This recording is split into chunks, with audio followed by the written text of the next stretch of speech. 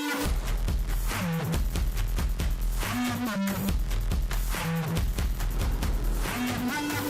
evening, Trinidad and Tobago. Welcome to another edition of Scoreboard here on ACT, and it's always a pleasure to be here every Tuesday evening between the hours of 8 to 9, where we bring you something relevant in sport in Trinidad and Tobago.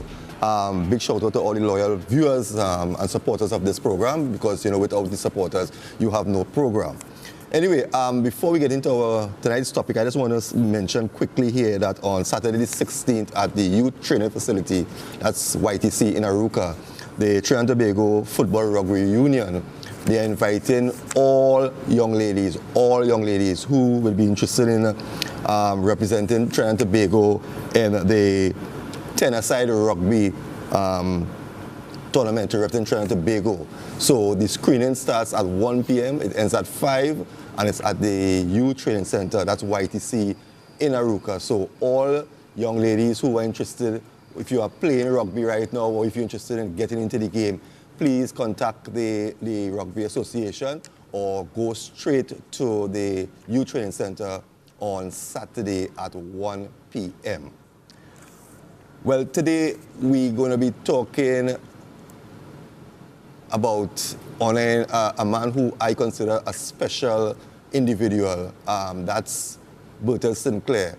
A lot of us, we look at all the other coaches in Trinidad and Tobago, and we tend to forget what impact that this man created with football in Trinidad and Tobago, where he took footballers and what he has done in the field of football. So to tell us more about this program, what is going to be taking place over the coming weekend, is former Trinidad and Tobago national footballer Angus Eve. Angus, it's a pleasure. Hi, George. It's a pleasure to be here. Right. I know that there are so much accolades that you can offer and mention about Bertile Sinclair. But let us talk a bit about what this whole event, this honoring of this. I say he's a great coach, right? I say he's a great coach. Maybe he didn't get the recognition that he was supposed to get, but knowing him, he's a very humble person. Yes, yes. So he's not going to come out and talk or say anything. But I think that this event that you all are doing, it's a great initiative. So tell us more as what's going to be happening over the weekend. Well, it's had been initiated by the Signal Hill Old Boys of Tobago, the guys who would have played and come up under Bertile Sinclair over the time. And they had asked us, the ex-national players who would have played under him also, to be a part of the event. So we have the likes of people like David Nake, Dwight will be there, Anthony Sherwood, Clayton Inns, all players who would have played under Bertile Sinclair at some point in time. We are going to be over there also taking part in the event to honor Coach Bertile Sinclair for all the great and fantastic work that he has done throughout the years for Trinidad and Tobago and make the country proud. It will start on Friday, the 15th. Where they will lay a plaque in his name in Signal Hill, where he's done so much work. Then they'll have a church service in the afternoon.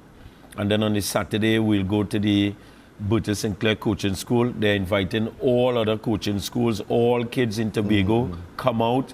They're going to be exposed to all the coaches. All of us who are there now and our coaches will be coaching in the academy on that morning. And then in the afternoon time, there'll be the Gala Dinner, where they will honor Coach Bertile Sinclair.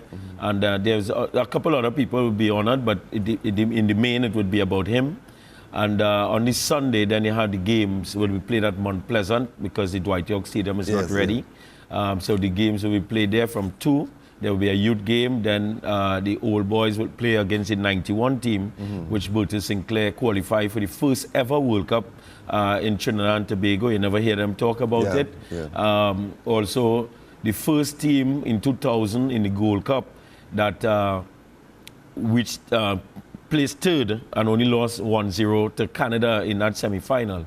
That team with the likes of David Naked and the other guys I called before, that team would then play the Signal Hill Old Boys after. Okay. So who are some of the foreign players will be coming in for this event, if any? Well, we have guys on the under 20 team that would have qualified for that Youth World Cup and played in that Youth World Cup. You have Nigel Davidson, Sterling Smith. These guys will be coming back. Glenn Benjamin will be coming back. Kurt Trotman will be coming back. Sean Boney will be coming back. Then the other guys who are here, Dwight is already in the country, so he will be a part of that. Myself, Anthony Sherwood, all of the guys who would be a part of the team, was a part of that team, would be there. On the other side, the 2000 team, the likes Shaka would be coming back. You have David Naked will be coming back. So a number of guys will be coming back to show their support and really give the occasion that type of notoriety that it deserves. Okay.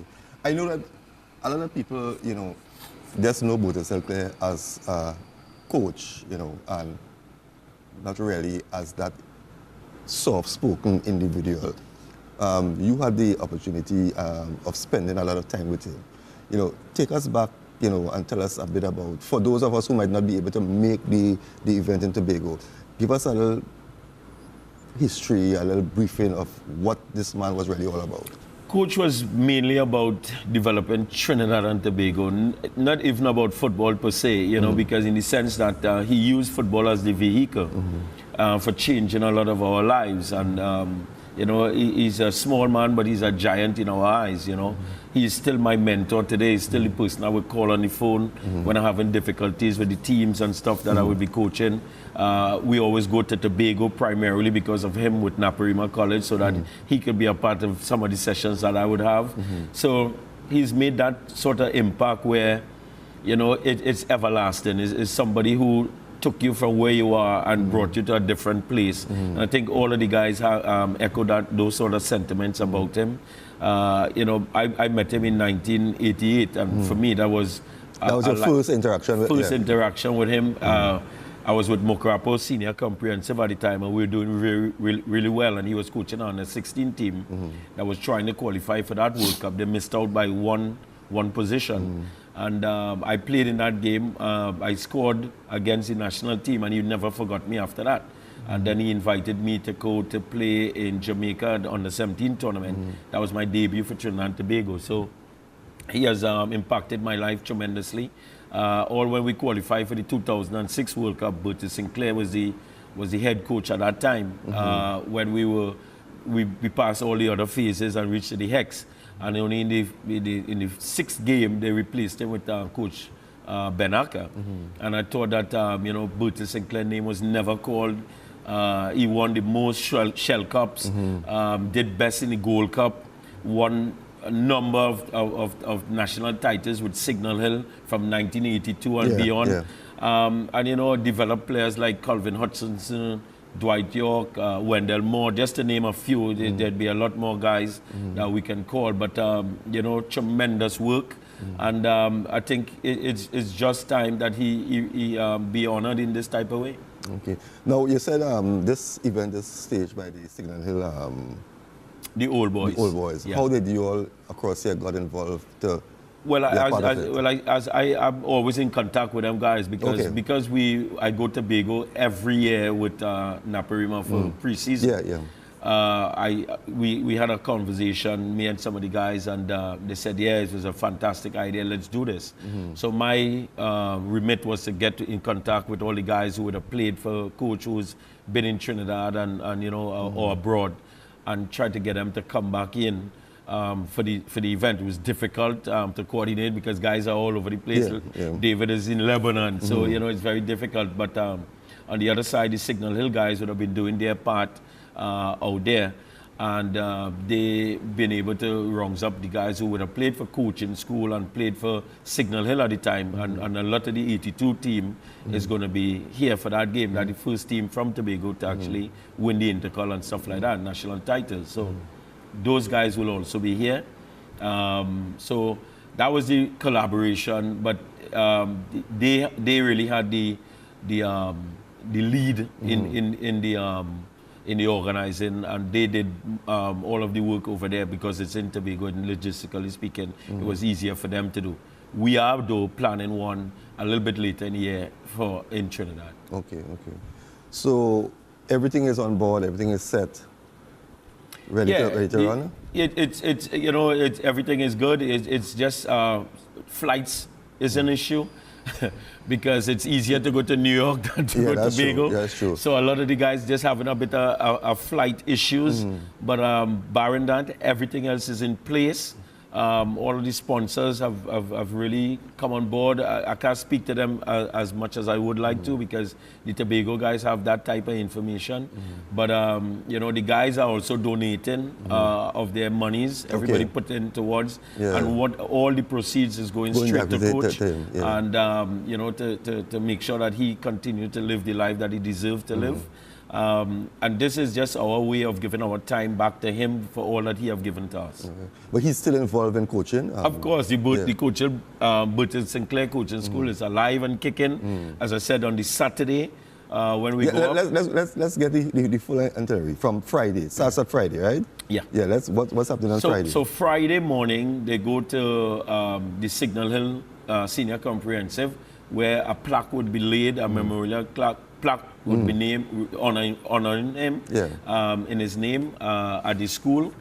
There would be address to the students of the school and by past students of the school who been passed through the coaching school and played under coach. Also, some national players will be there to speak. And then in the afternoon time at 7 o'clock, there's a church service in his honor. And then we go on to the Saturday, where we go to the coaching school with the likes of all of us who are coaches now would be there. We'll do some pep talk with the guys, some motivational speeches, and then we'll engage in coaching the kids. So all youngsters in Tobago is invited on that day? Not just the guys from Bertile Sinclair Coaching School. Every youngster in Tobago is invited to come out and be a part of the training sessions and stuff like that. And then in the afternoon will be the Gala Dinner, which will start at about 7. And that dinner would be the dinner that would honor him and give him the plaques, and speeches would be made by numerous amount of persons who would, you know, pay tribute to Coach Bertile. And on the Sunday, then you have 3 matches. There would be a youth match, women, because he coached women. A lot of people don't know he coached women football also. He also was a national hockey coach. You know, so it will have a women's game at 2, a youth game. And then the Signal Hill Old Boys would play the 2002 team. And then the coaching school team will play the 91 team that qualified for that World Cup. And that's the list of itinerary for the weekend. Is there anything you would like to share with us before we wrap this interview? I just think that everybody, even people, I know there'll be a lot of Trinidadians up there. I think we don't support our own as much as we should. So I think that everybody should come out to this event. It's a worthy cause. It's to honor somebody who has always promoted positivity, nation building, and have given a lot to this country of Trinidad and Tobago, and we should come out and just be present to show your support. Well, Angus, I really hope that this venture that you're all doing, you know, turns out to be a great success, because I always say that Bertile Sinclair has never gotten the honor and respect due to him for what he has contributed in football. I mean, other coaches who were even less, you know, in their work with football were given much, you know, and because of his humbleness, you know, I think he was just, you know, left in the past there to fade out. And I think that what you all are doing is a tremendous effort, and I really, really hope that Trinidad and Tobago support this. Viewers, we're going to be taking a break. We want to thank Angus for coming and talking about this project that they're doing. It's this weekend in Tobago. If you all can make it, please go out and support. If you are a true football fan, in fact, and then you know football, you will go out and, you know, celebrate and show respect to Bertile Sinclair. So, Angus, it was a pleasure. Thanks very much. Thanks for having me, George. And we look forward to hearing great things coming out of this. And also the one that you all are planning in trying to do. So, viewers, we'll be right back after this break with another guest.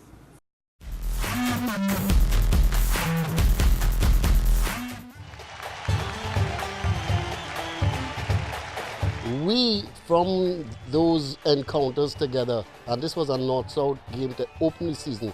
So the team might be playing well, as we always say with Trinidad and Tobago.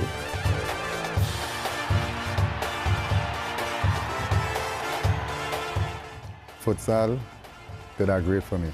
Okay, hey everybody. Welcome to another edition of Field of Dreams on ACTN. My name is Steve David. I'm your host.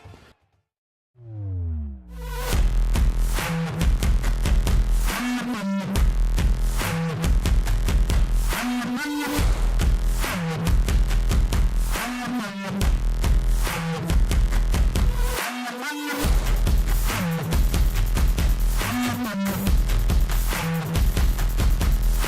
evening, Trinidad and Tobago. Welcome to another edition of Scoreboard here on ACT, and it's always a pleasure to be in your company every Tuesday evening between the hours of 8 and 9.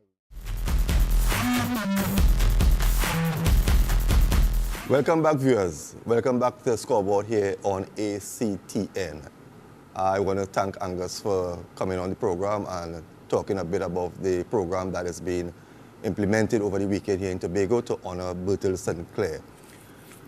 My second guest on tonight's program is Tyrone Marcos. Tyrone is an attorney at law and is also the co-author of Commonwealth Caribbean Sports Law.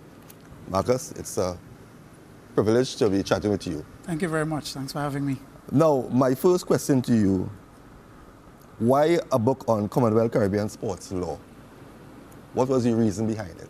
It really was to meet a need. There was a gap within the region. As we, myself and my co-author, Jason Haynes, who's also an attorney from St. Vincent and the Grenadines, as we looked at the legal profession and its overlap into the sporting industry, we realized that sports law was an area that was very well established in Europe, North America, etc. Growing within the Caribbean, and more Caribbean athletes needing to have legal representation, etc.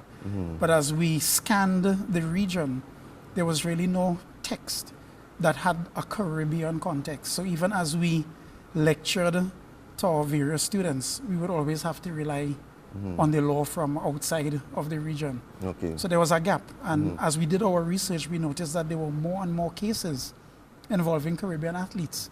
So we were able to come together, very interestingly, because we were both working on this project separately. And then I think just by divine guidance, we ended up coming together, and we realized we were in a position to give the region a book that had a context that athletes, lawyers, students, administrators could relate to. So it really was to fill a void. Okay. Now, people will say Commonwealth Caribbean Sports Law. What's the whole objective? You know, how can this help sports and in what areas, some people will not understand because they might not get the opportunity to read the book. Yeah.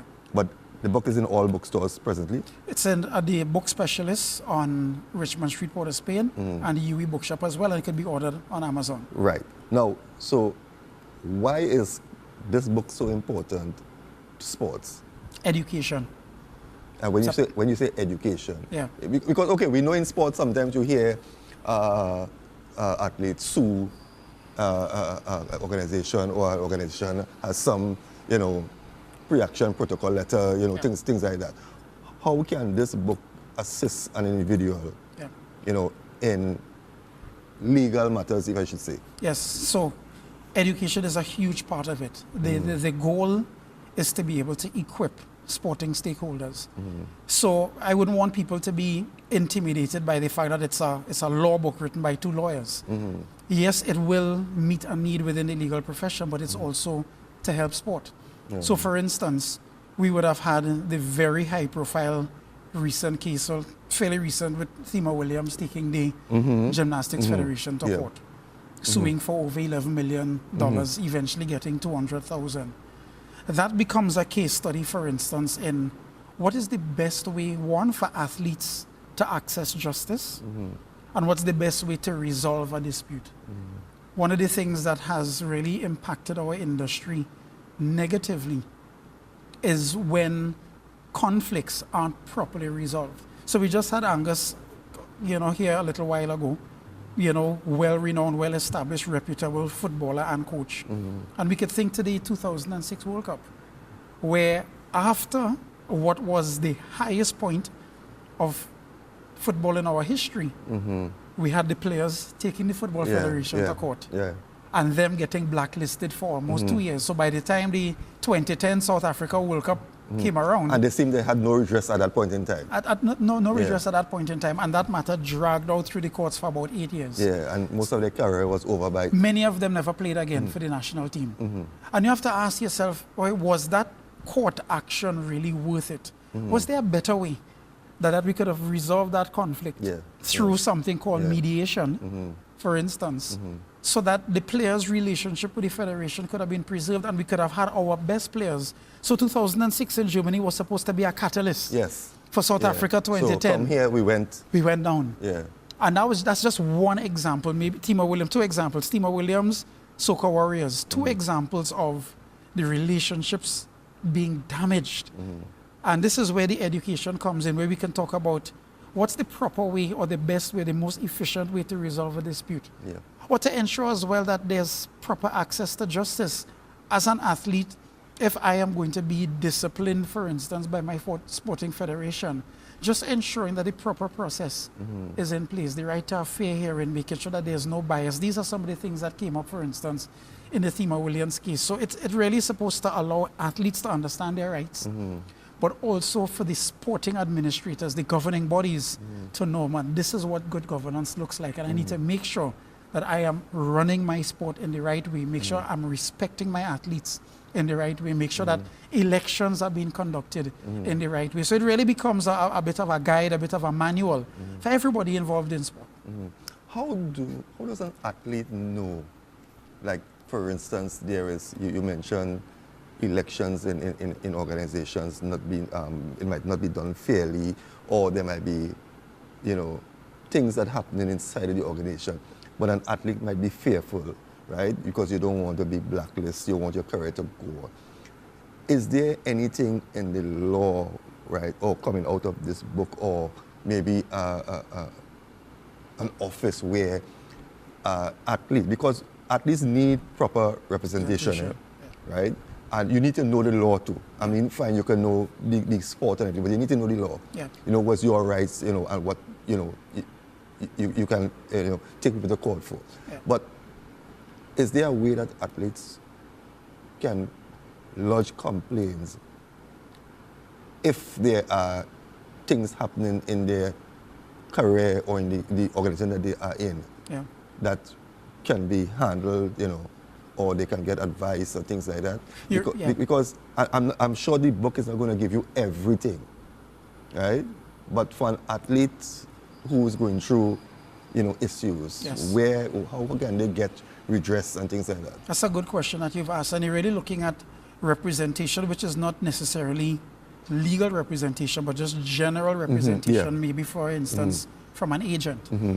And this is a good book for sports agents, and we have a chapter dedicated to sports contracts. Okay. All right, and the agent, helps the athlete to negotiate contracts, because the athlete is really concentrating on playing his trade and focusing on the sport. It's important for stuff maybe like doping that an athlete educates himself. But there are other things where the athlete really needs somebody who's able to say, look, I need you to really take care of this for me. So we have the classic example of another football case, our goalkeeper Kelvin Jack, who was also part of the World Cup team. All right? He actually had an agent who was negotiating his move to Dundee United in Scotland when he was leaving Reading. And it was a very interesting case because that particular agent went a little bit too far by not just representing Jack, but also representing himself. And he cut a side deal with the club. That is the reason why I asked this question. He cut a side deal with the club. And even though he legitimately had to work out the work permit for Kelvin Jack, he got a little something for himself as well, but he didn't tell Kelvin Jack anything. Exactly. And when Jack found out about it, Jack was like, but what's this? And his agent told him, boy, that's none of your business. He was like, no. So that ended up in court. But what it did, so it was the pro and the con of sports agency. One, he had somebody to negotiate this transfer because he wanted to play in the UK. All right, he wanted to be able to go on to another club, so he's going to Scotland. So that's where the agent came in. But then the athlete himself needed to be educated enough to know he's not supposed to take advantage of me. So it was a situation where, good, I have an agent, but two, I also educate myself so I can see if there's anything that my agent is doing which is really going beyond what he should be doing. So again, another great educational opportunity for an elite level athlete. Yeah, because you see, as you said, right, as the referee said, athletes concentrate on their sport. Yeah. They don't have time. But at the same time, you cannot be just focused on your sport and don't take an interest in the individual who is your manager or your whoever is seen about your contract. Yeah. Because you must know what is going on. Yeah. So if we go back to the book, you know, and you want to give like advice to athletes, right? How do athletes really, who do they talk to? Yeah. Right? Most athletes has a manager, you know, a trainer, a coach, but are these managers equipped to handle, you know, like, okay, let's say I'm a manager of a local side here. I might be equipped to talk to the local people here. But let's say the person now lands a contract abroad, right? No, that is a higher level. You know, I might not be equipped for that. Yeah. How do we get that sort of knowledge or go and source, you know, the proper advice to know how to go about this contract and to know what to look for and what not to look for? Because we know the world today. Yes. If I'm talking to you and I know that you are not all that with that contract, you know, the big sharks always try to eat the little fish. And again, that's a very good and very contextual question. I mean, experience is a teacher, and so managers, agents, etc., they would gain experience and become more knowledgeable over time. Mm-hmm. But some people are starting from scratch. Mm-hmm. Some people don't yet have a mentor, as you know, Angus a while ago spoke about his relationship with Bertile Sinclair. Mm-hmm. You don't always start it, so you need somewhere to start. And again, for Dr. Haynes and myself, we feel very privileged to offer this to our region because it gives you a starting point. If you're starting from scratch, maybe you're a university student, maybe you're doing a sports management degree or you're studying sports law at the faculty, and you're thinking, I want to get into a career in sports agency, but I don't have the experience. Yeah. This now becomes your friend. And this, together with your experience, now helps you. So that, as you said, when my player now gets a contract in La Liga or gets a contract in the MLS in the US, I'm in a better position. I'm not feeling like, well, I'm so inexperienced and I don't know how to be able to negotiate. I want to be able to talk about the value of the athletes educating themselves. And I want to use the doping context as an example. Athletes are responsible for what goes into their body. Yeah. And there's a line of cases coming out of Switzerland at the Court of Arbitration for Sport where athletes have said, well, my coach gave this to me, or my doctor gave this to me. I don't know. That doesn't fly. Because there's a legal principle called strict liability where if it's in your body, you're responsible for it. Yeah, so but, I can't say, not continue there, but let's say use my coach, right? And you bring a glass of liquid here for me. And you tell me, well, okay, this is just to give you additional whatever. Right? You have confidence in the coach, right? Now, I'm going to drink it. Now, I might question you, well, what are you drinking it for? You'll say, no, that will ease the pain in your leg here. And you take it.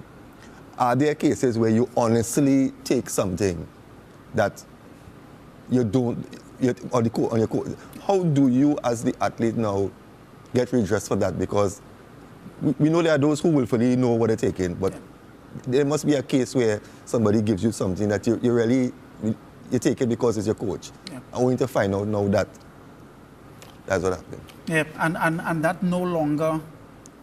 so that will not stand. You will be guilty. Especially the elite level athletes. You see, unfortunately, doping has become such a scourge and such a threat to the integrity of sport. Yeah. And athletes, you know, many athletes want to win at all costs. And so the World Anti-Doping Agency, the Caribbean Regional Anti-Doping Organization, they have had to really raise the bar very, very high. And so athletes can no longer say, my coach gave it to me and I trusted. A couple of things can happen. Now, the attention is being placed on what they call the athlete support personnel, their coach, your doctor, your trainers, etc. So they too can be found liable. They can be found guilty. But the athlete can't say, well, that person gave it to me. No. The cases will show, the sports-related cases, the doping cases will show that is not an excuse, and you can end up being suspended for 2 years. Now, athletes who intentionally cheat, now for a first-time offense can get banned for 4 years.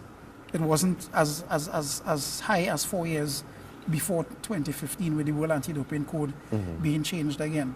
But an athlete could be suspended for 2 years, even something that is innocently ingested. So they have to remind their coach of the responsibility they both have to be knowledgeable of what is going into the system. We have an anti-doping act passed in 2013 in Trinidad and Tobago, which makes athletes and coaches, responsible for what goes into their system. So the athlete has to even put his coach through a rigorous test. Coach, have you tested this?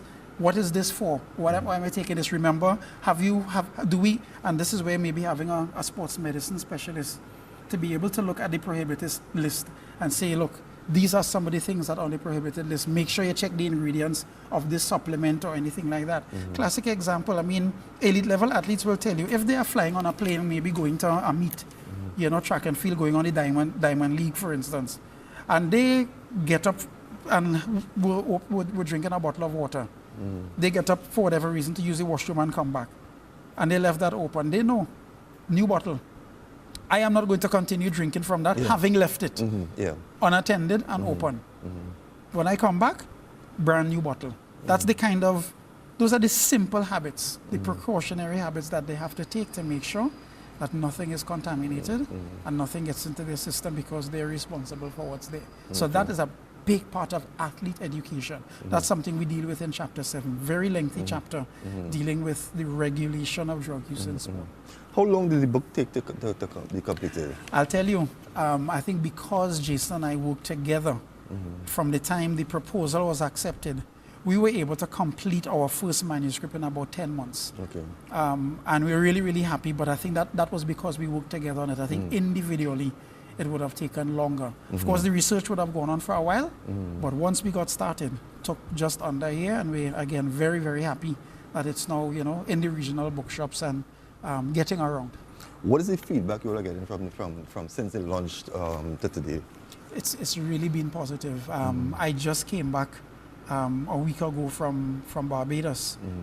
So we did a launch in Barbados as well, too. Okay. We have a couple more scheduled, one for St. Vincent and the Grenadines, one for Jamaica next month, God willing.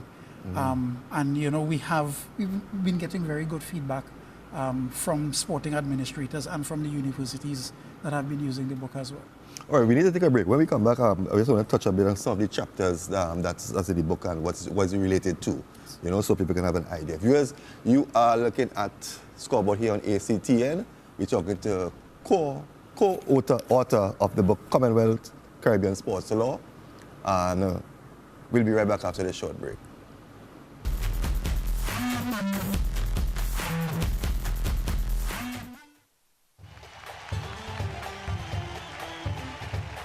You're now changing your question. What I would say, Steve, is this. My first question was, and roll back that tape. I made my debut for Crystal Palace against Tottenham Hotspur. My responsibility was to get the ball and make things happen offensively. All the time we've played together, I've always been the decoy. Welcome to Field of Dreams on ACTN. My name is Steve David, and I'm your host.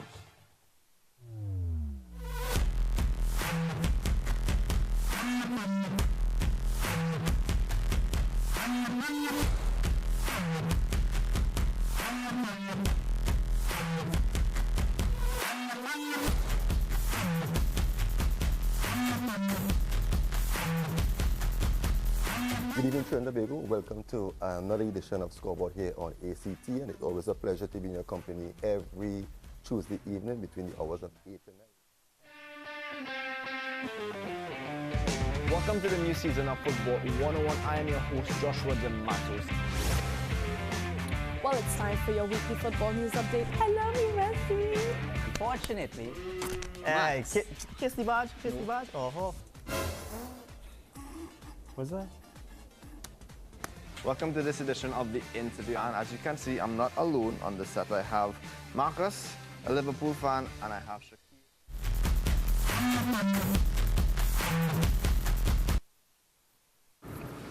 Welcome back, viewers. Welcome back to Scoreboard here on ACTN TV, and we're speaking to Tyrone Marcos. And we are discussing the book that should be on every bookshelf, Commonwealth Caribbean Sports Law. Marcos, before the break, we wanted to talk a bit about some of the chapters in the book. But there are two chapters that I think we need to talk about: sports governance and sports intellect. Those are two issues that face sportsmen and women on a daily basis. Yes. So I don't know which one you want to take first. Yeah, I want to talk about the governance aspect. This is, chapter 2 of the book, and it really is a significant, I think, foundational element of sport being run the right way. Mm-hmm. The administrators responsible for sport, and those like myself, lawyer, lecturer, we have to understand our role, and our role is behind the scenes to create the pathway for our athletes to succeed. It's about them. Yeah. It's first and foremost, we are servants for the industry, but they are the ones who represent the country. They are the ones who bring pride and joy to the country. And so we have to understand that governance must go well. There must be good governance. This is something that Olympic Committee President Brian Lewis really is a strong advocate for. Good governance in sport. And we have an entire chapter dealing with that. And that is in particular for the administrators. All right, the national governing bodies, we have probably about 50 plus within the country and many around the region. And for them to understand what does it take to be a good administrator of my sport? What are the what's the framework that must be set to allow sport to run well? Democracy. As I mentioned a little while ago about elections. Are elections free and fair? Are we allowing the young minds who are educating themselves with their sports management degrees, are we giving them the opportunity to climb the ladder and to come in? Or are we holding on to this position because we like the perks of the trips to, the various tournaments, etc.? Yeah. Good governance is about what is best for the sport, not necessarily what is best for me. Yeah. And if we have young minds educating themselves, getting their postgraduate degrees, etc., then elections should be free and fair and run in such a way that there are opportunities for the younger ones to come in. So these are some of the things, and it means that the procedures must be based on merit and not based on who is my friend. Yeah. These are the kinds of things that we really want to become part of our culture. And we don't have these power struggles anymore. But it's all about this is what is best for the sport, so we'll put processes in place that will allow the sport to thrive and again ultimately allow the athletes to do well. They don't need those distractions. Athletes need to be able to come into their field, ply their trade, all right, in an environment that there is no sideshow too many times. It is the administrators, all right, and those behind the scenes who are making the headlines. Instead of the athletes. And that's because there's a power struggle, there's a fight about the elections. These are the things that we don't want to have. So sports governance is very important in that regard. Okay. Now let's take another chapter of sports intellect. Yes. We see a lot of athletes, when they do well in sport, we see all Tom, Dick and Harry have a printed t-shirt with the person's name and maybe stickers, and what the sportsman or the woman gets from that? Absolutely nothing. Yeah. Right? How do the athlete go about, protecting their image? I mean, because if you don't have a proper manager or somebody who on top of the game, you can be used. Yeah. So how do they go about, what are some of the actions could be taken by the athlete? And you've raised the very significant question of the intellectual property that is attached to the athletes, and you mentioned the image, and that's important. One of the discussions that has really come up quite a lot within maybe the last decade or so, and more so within the region now, image rights. All right, this is really the ability of an athlete to monetize commercially their fame, their goodwill, their reputation as a result of their sporting success. What tends to happen, like you said, athletes do well, and people seek to piggyback off of that success. Yeah. and sometimes even try to make a profit Yeah. without the athlete getting anything.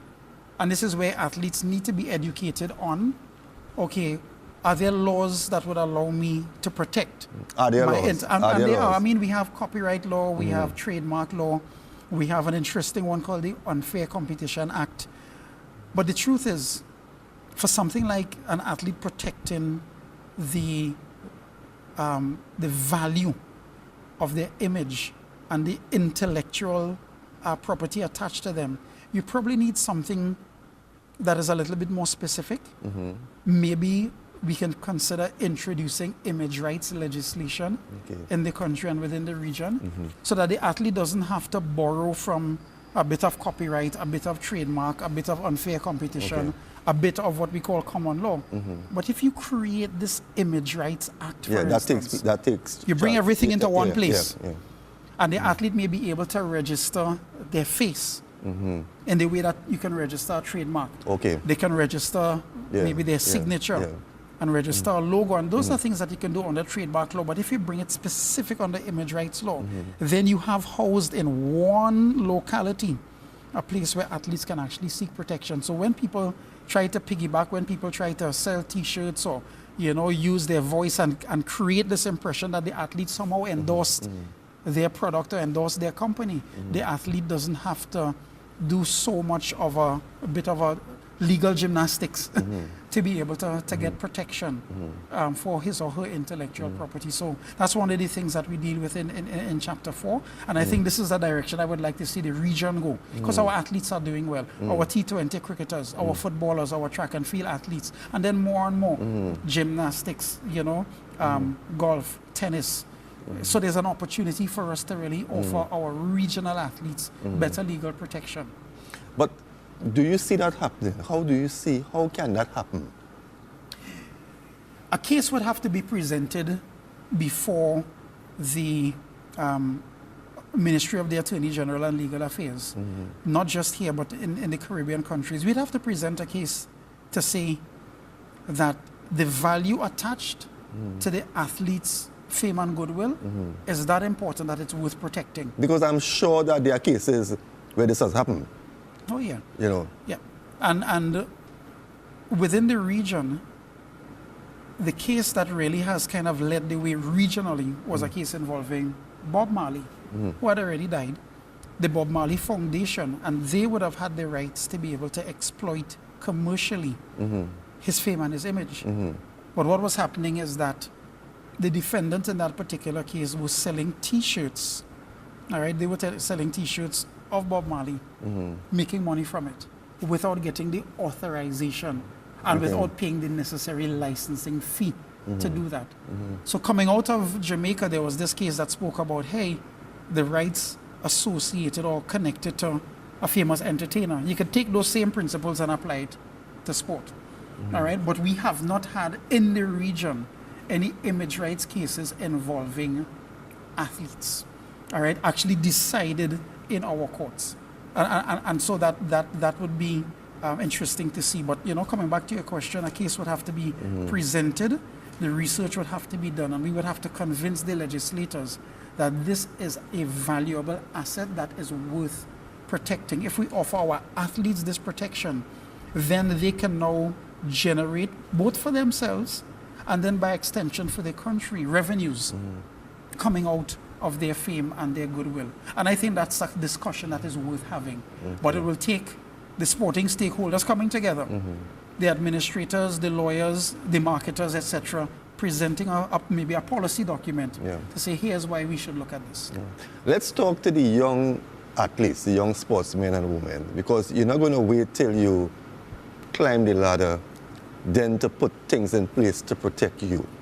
As a young athlete coming up, and I think this, what I'm asking here for is also to benefit the parent, because as a young athlete, the parent is still more or less, I would say, although you haven't coached, I would say that the parent is your first manager, right? Because a young child, 15, 16 years, you're still guided by your parent to look after you, right?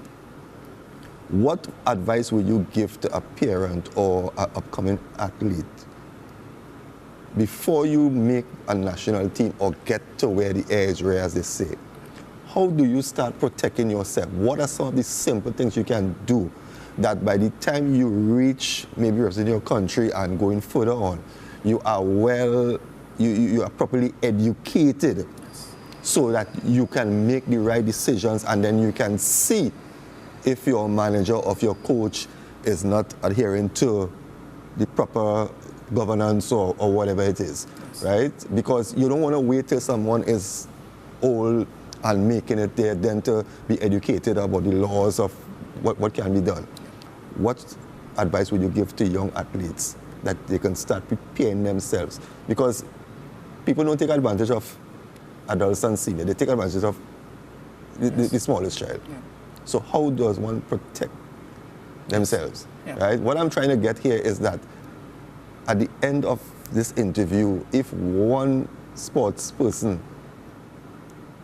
could open their eyes to get one of this, you would have started impacting lives. Yeah, and I appreciate the question. I think it's very helpful because you're talking about a family being forward-thinking. And I appreciate your observation of the parent being the first manager because, if that support doesn't come, and I mean, it's good to see more and more local and regional parents no longer telling their children, you have to choose between sport and education. I think more and more of them have really bought into, no, the two are compatible.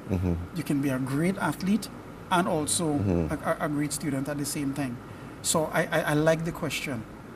Becoming forward-thinking means educating yourself.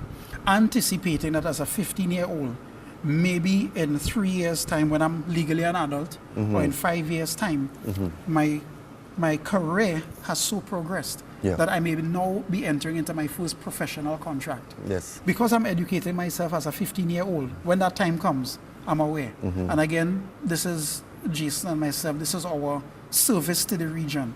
Young athletes can educate themselves, parents can educate themselves on how to think when that first contract comes. Who to look for in an agent, what kind of qualities to look for in an agent. Even now, okay, maybe my child is a national athlete at the youth level. Okay, what happens if he has to be subjected to drug testing? What's involved in giving a sample of blood or a sample of urine? All of these things. As you said, from the young age, I'm educating myself. So as the stakes get higher, when I get my first endorsement contract, I'm no longer surprised by what's happening. I'm now not scrambling for an agent. I'm now not trying to educate myself on sponsorship. I want to use Usain Bolt as an example. Digicel spotted him very early, and they aligned themselves with him when they realize this guy is going to be phenomenal. And I applaud them because sometimes it may take success for the corporate sponsor to come on board. I applaud the sponsors who are able to see in advance, this is somebody to invest in the future. And now they're reaping the rewards of just the global brand recognition. But they spotted him early. And I think if he had a team around him, and he probably did, now that he has become all that he has become, he's able to negotiate contracts well all around the world because it started early. So that relationship between Digicel and him started with him as a teenager, all right, doing well in Jamaica, coming through the ranks in the boys and girls champs, for instance, and now becoming the global phenomenon. No longer surprised by the legal backdrop. So I think the question that you pose is a good one. An opportunity to think ahead, to plan ahead, to kind of have a bit of a strategic planning for your own life that the child and the parents are involved in. And again, like I said, Jason and myself feel very privileged that we can offer this as our act of service to the region, where young and old can educate themselves and put themselves in a better position to be successful both on and off the field. What is next for Marcos? Because does this book carries everything, or there will be something coming after this? Because sports and laws and rules and guidelines change so regularly. There's always something new coming up. What is in store? Are we going to see, another book coming out shortly. What? I see you smiling like this. Like you all have something in the pipeline already? Well, I mean, we've because of how dynamic, just like you said, how dynamic this is, we've already started our research on the second edition. Okay. And that may not come out until maybe 3 or 4 years down the road, but it's dynamic. Yes. So we would have had to write our manuscript by a certain point. So the law here stops at July 2018. Okay. A lot has happened since then. Yes. So the research is being done. I was also very privileged to do a second publication. And this one is an online encyclopedia of sports law. So I do have another book coming out. This one I did on my own. It's called Sports Law in Trinidad and Tobago, and that should be published in June of this year. All right. As an author, I should get my own hard copy, but this is different. This is an online encyclopedia, and it's really more for the academic world. So it's not going to have the kind of maybe exposure in the bookshops, etc. But again, very, very honored to have had the opportunity to do that. So going forward, as an educator, I do want to continue to provide resources, all right, both in terms of lecturing to the students, providing more publications, doing interviews like this, and just really, again, being a servant to the region by educating. And because it's a regional scope, not only Trinidad and Tobago. I was actually born in Guyana. My wife is from Jamaica, so I'm well connected. He's a Caribbean man. Caribbean man. Yeah, yeah. Jason is now based in Barbados, but he's from St. Vincent and the Grenadines. Between the two of us, you know, we cover about 5 countries. So the goal is to be able to get around the region and to provide an educational service. So, you know, God willing, I'd be able to continue along this path, and hopefully it's well received. Okay, we don't have much time again, just a couple of minutes, but I will look in the camera and I want you to tell Trinidad and Tobago, the managers, the coaches, the athletes, why is it important to invest in this book? As long as you invest in education, generally speaking, you're giving yourself the opportunity to add value to other people's lives. And I'm a big supporter of education, a big promoter of education generally. And in this particular context, it is sports legal education. And so I'm happy that Jason and myself have been able to offer this to the region. It really is going to equip you to understand your industry. The fact that we have a lot of Caribbean cases means that you'd be able to relate. In fact, you may be even familiar with some of the names that are mentioned in the book as well. And so I encourage you, students, administrators, athletes, lawyers, judges, across the board, once you're connected with sport, parents as well, do invest, all right? Just set aside, wherever you go, it's less than 300 TT. All right, so it really is very affordable. This is an investment for the future. This allows you, one, to become educated, and then you yourselves can educate others. And that is just going to be better for the country as a whole. So please invest, please educate yourselves, please support not just the book, but support the growth of the Trinidad and Tobago and the regional sports industry. And quickly, where can the book available?